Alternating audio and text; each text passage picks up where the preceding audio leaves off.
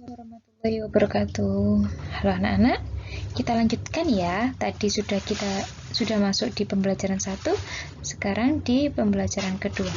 Tetap semangat. Sebelum kita mulai pembelajaran hari ini, ayo kita baca basmalah bersama-sama. Semoga kita diberi kemudahan sama Allah untuk menuntut ilmu. Bismillahirrahmanirrahim. Yang akan kita pelajari adalah Bahasa Indonesia mencermati cerita dengan memperhatikan penggunaan huruf kapital serta mengenal tanda titik pada kalimat berita dan tanda tanya pada kalimat tanya.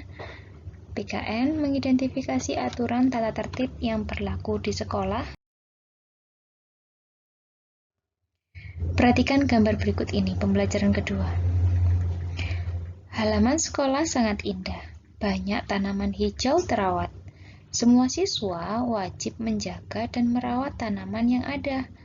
Tanaman tidak boleh dirusak dan diinjak.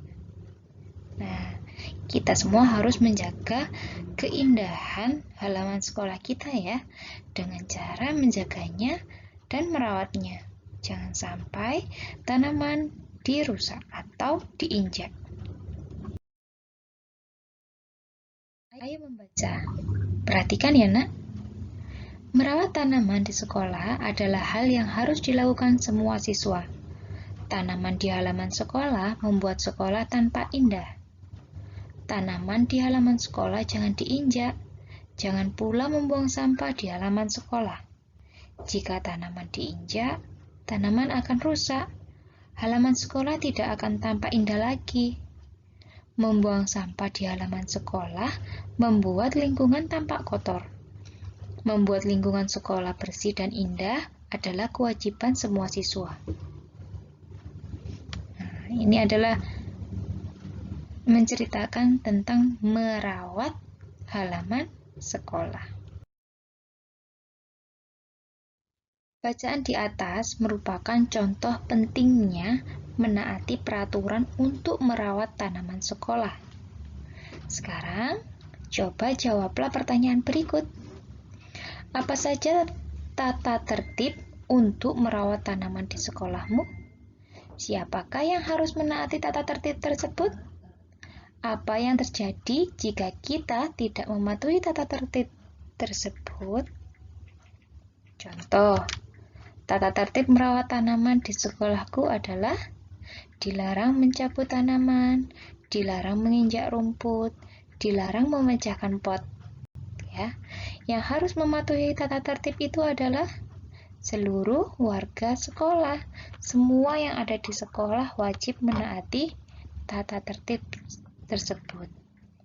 Peraturan tersebut harus dipatuhi karena agar lingkungan sekolah menjadi asri dan indah. Itu ya, Nak? Buatlah teks percakapan dengan cara berikut. 1. Pilihlah satu peraturan untuk dibuat percakapan. Buatlah kalimat yang menunjukkan ada anak yang tidak bisa menjalankan tugas sekolah. Contoh, Lani tidak masuk sekolah, padahal dia bertugas menyiram bunga. Kedua, kemudian teman yang lain mengingatkan untuk menggantikan tugas itu. Contoh, ayo kita gantikan tugas Lani menyiram bunga.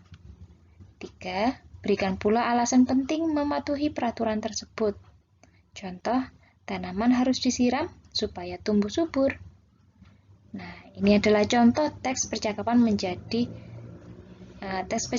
akan menjadi seperti ini. Dayu, Lani tidak masuk sekolah, padahal dia bertugas menyiram bunga. Siti, ayo kita menggantikan tugas Lani. Dayu, mengapa kita harus menyiram tanaman? Edu, tanaman harus disiram supaya tumbuh subur. Nah, itulah contoh teks percakapan. Membaca. Bersama dengan teman sebangku, bacalah percakapan Lina dan Dayu dengan nada dan intonasi yang tepat. Karena di rumah, kalian boleh membacanya bersama keluarga, boleh minta tolong sama mama, ayah, ataupun kakak, adik juga boleh. Contohnya seperti ini.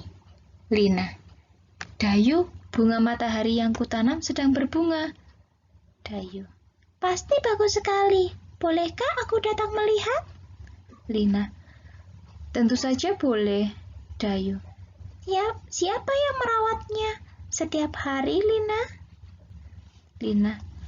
Aku dan ibuku bergantian menyiramnya setiap hari. Dayu. Di mana kamu menanamnya? Lina. Aku menanamnya di halaman belakang rumahku. Dayu. Apa saja yang dibutuhkan agar bunga matahari bisa tumbuh? Lina. Tanah yang subur, air, sinar matahari, dan pupuk. Kapan kamu mau datang ke rumahku? Dayu. Sore ini setelah pulang sekolah. Lina. Baiklah, sampai nanti Dayu. Nah, ini adalah percakapan Lina dan Dayu. Kita dikerjakan bersama ya. Tentang cerita yang telah kita baca tadi. Siapakah yang banyak bertanya pada percakapan di atas?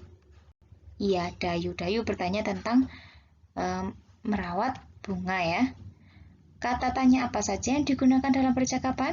Ada bolehkah, siapa, di mana, apa, kapan. Semuanya menggunakan tanda tanya ya. Apa saja yang dinandakan kalimat tanya? Apa saja yang menandakan kalimat tanya? Menggunakan kata tanya dan diakhiri tanda tanya. Contoh nih ya, ini yang diingat-ingat di kotak warna biru. Kalimat tanya itu selalu diawali kalimat tanya dengan kata tanya dan diakhiri dengan tanda tanya.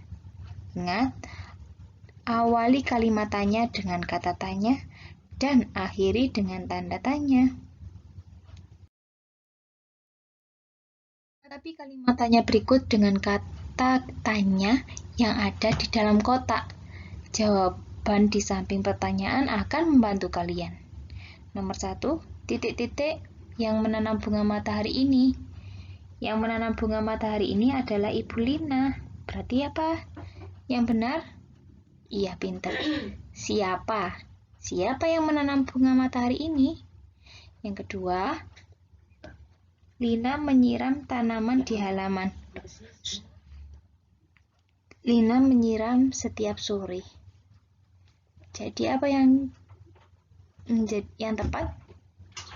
Kalau sore menyatakan waktu ya, berarti kata tanyanya kapan. Nomor 3, batang bunga matahari yang tumbuh. Ada 4 batang bunga matahari yang tumbuh. Kalau 4 batang berarti menanyakan jumlah ya. Menggunakan kata tanya berapa. Berapa batang bunga matahari yang tumbuh? Yang keempat, titik-titik yang dibutuhkan agar tanaman bisa tumbuh. Tanaman membutuhkan air dan sinar matahari. Yang ditanyakan berarti apa?